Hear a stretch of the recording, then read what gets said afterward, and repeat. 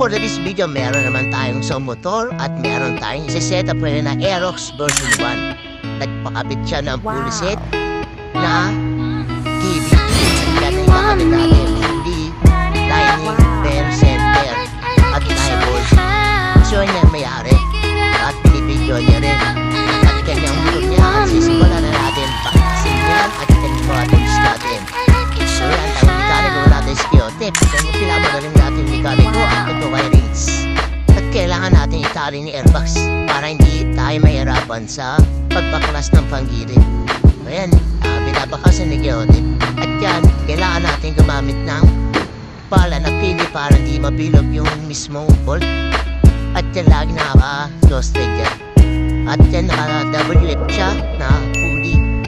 So yan, nasa shape nga pala yung panggilid niya. Yan, sinasimulaan ni Piotep na tanggalin yung mismong tangkis. At yan, para mas mabilis makapagpaklas sa panggilid, kailangan niya gumamit ng power tools. Sa mga nagtatanong kung saan shop natin, sa Ilana Motor Shop, sa may Taptos, Marinas, Cavite, sa may tapat ng Total Gas Station. So ayan, papapakasin natin, panahinama natin kung ano nga talaga ang laman ng panggilid niya. Nasabi ni Boss, sapsuyo daw ang panggilid niya. At yan, pinahanda na tinatanggal ni Piotep. At ayun na nga, ang bell niya ay stock. At kulay violet na. Oblong na yan pag ganyan, pagka-kulay violet. Teka, tingnan natin yung mismo loob ng bell kung may gas-gas. At yan ang sinasabi ko. At tumutuyo yung panggilid niya ng grasa. Kailangan yan lagyan ng grasa at yan tatanggalin natin yung pulley at yung backlight. So yan, ginamitan na natin ng power tools para matanggal yung backplate kasi pumakat yung mismong pulley niya. At yan dapat yan, tama yung pagkakagamit niyan na tatlong paa para hindi masira yung axle. So yan, dahan-dahan natin napiitin para lumabas na yung backlight at bushing. At yung kinalaman siya.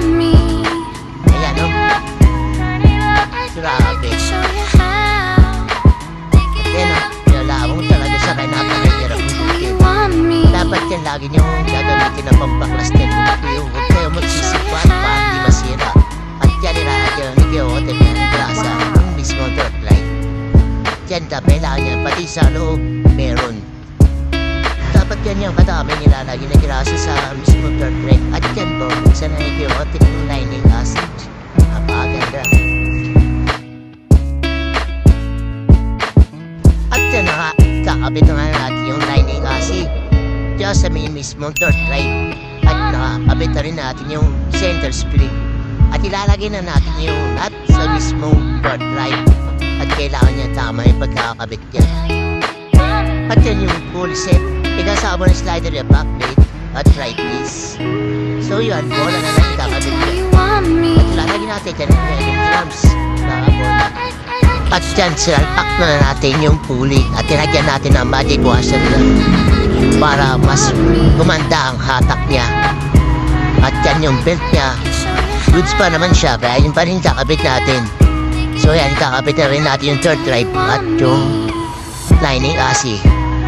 So yan, tingnan nyo gaano kataas ang angat ng panel sa Aerox version 1. Yan na, KYB, shock pa pala siya.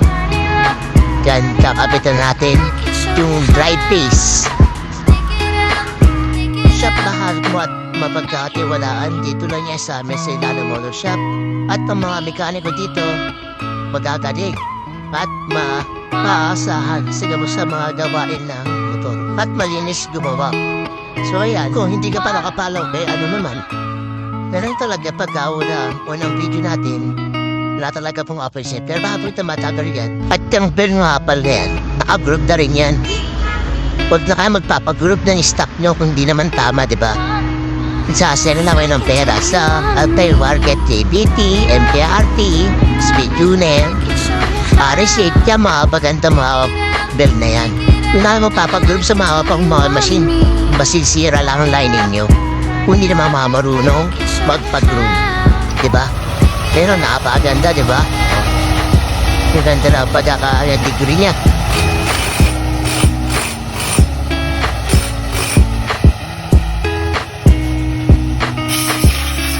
natin hangin ng panikiyotip yan, di ba?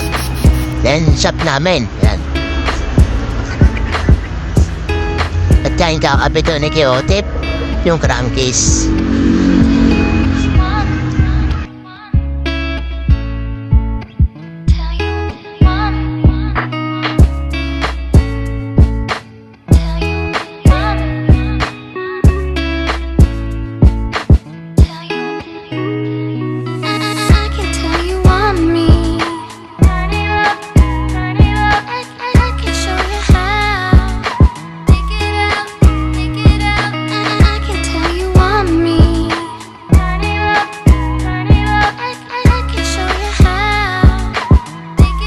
Yan magbabayad na si Kuya at ikapad niya.